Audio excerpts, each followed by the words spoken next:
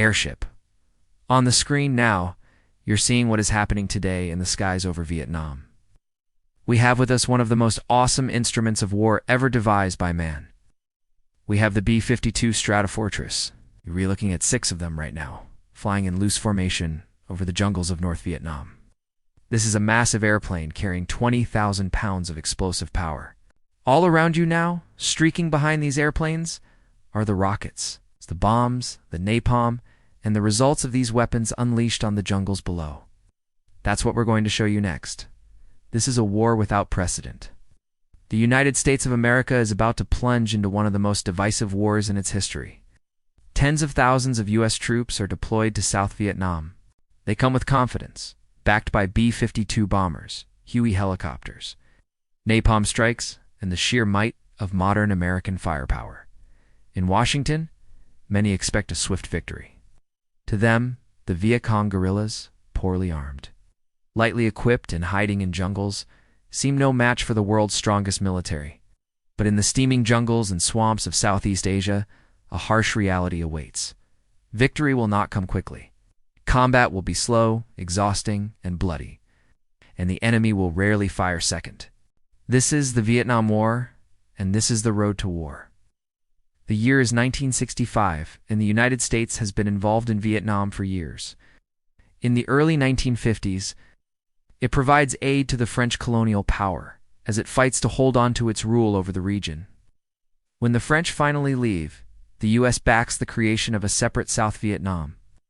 And when communist-backed guerrillas begin to undermine the South Vietnamese government, the U.S. steps in with military assistance. But those tactics aren't working. And in 1963, after South Vietnamese generals assassinate their president, Ngo Dinh Diem, Washington sends in combat troops. As of late 1964, nearly 20,000 U.S. military personnel are in country. By early 1965, the U.S. is already covertly bombing North Vietnam's supply lines in neighboring Laos. And by March, Operation Rolling Thunder begins, a sustained bombing campaign designed to cripple North Vietnam's ability to fight. Still, President Lyndon B. Johnson doesn't want to fully commit his nation to war. He doesn't want to put boots on the ground in North Vietnam because he fears provoking China, which borders North Vietnam, as the Chinese had done in Korea. So President Johnson makes a critical decision. Hanoi is off limits. The U.S. will focus on South Vietnam, targeting secondary supply routes and hoping to pressure Hanoi into negotiation, not outright destruction. The U.S. wants to stop the flow of supplies to the guerrillas without sparking a larger regional conflict. This may seem like a clever solution, but it is flawed. If Hanoi cannot reinforce and resupply its troops in the south, it simply won't fight there. At least that's what the Americans believe. But Hanoi is prepared to fight a long war of attrition, and the U.S. is not. The U.S. won't get the quick victory it desires. Hanoi refuses to negotiate until foreign troops leave Vietnam. So the die is cast. Combat, not diplomacy, will decide Vietnam's fate. Enter General William Westmoreland, commander of U.S. forces in Vietnam. He faces an almost impossible task: defeat the Viet Cong and push the North out of Vietnam. But Johnson forbids any conventional invasion of North Vietnam. He doesn't want to risk Chinese intervention, nor will he allow U.S. forces to cut the Ho Chi Minh Trail through Laos and Cambodia, the lifeline supplying Viet Cong forces in the south. Westmoreland must fight with restrictions. The battlefield is South Vietnam only. The supply lines are off limits. As for the enemy, they are invisible. The Viet Cong fighters melt away into the jungles and rice paddies once American troops appear. Westmoreland needs a strategy, and he needs it fast. So begins the era of search and destroy, where U.S. troops are sent into the jungles, swamps, and rice paddies of Vietnam to hunt down and destroy the enemy, but only in South Vietnam and nowhere near the supply lines. Every operation is carefully planned, meticulously executed, and then analyzed in detail.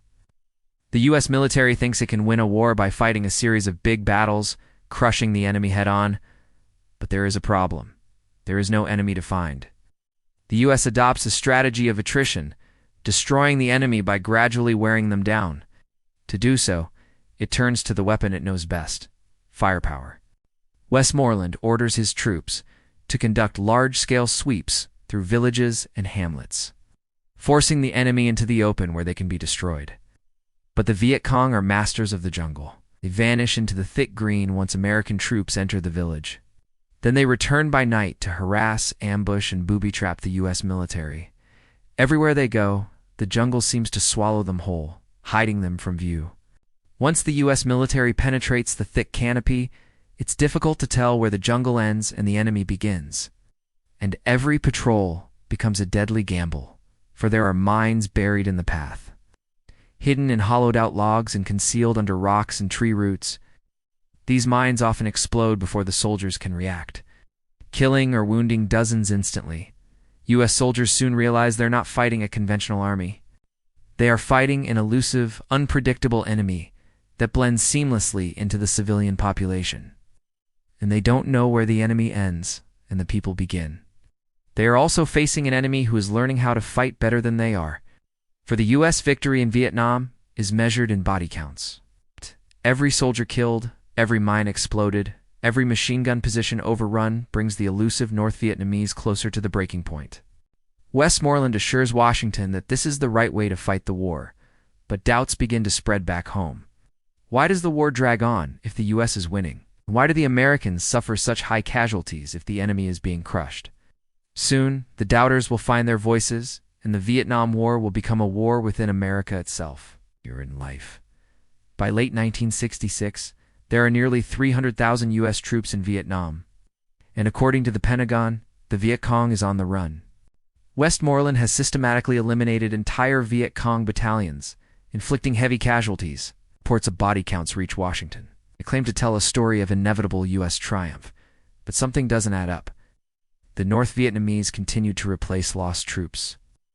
The Ho Chi Minh Trail remains active, and the U.S. is bogged down in a war of attrition. Yet Westmoreland insists his strategy is working. Just more time is needed to inflict the knockout blow. In the spring of 1968, however, that boastful claim of imminent victory will be challenged. January explodes into violence across South Vietnam. Viet Cong and North Vietnamese army forces attack everywhere, striking major cities, U.S. bases, and even the U.S. Embassy in Saigon.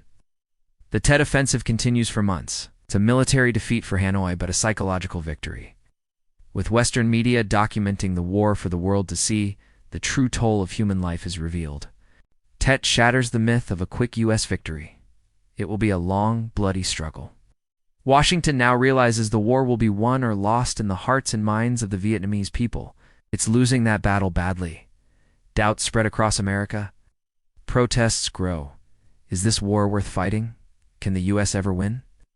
And is it losing public support at home? Thus begins America's long and winding road to the Vietnam quagmire. We hope you enjoyed this episode of the World War II channel. If you did, please follow us for more historical tales of epic battles and the men who fought them. See you in the next video.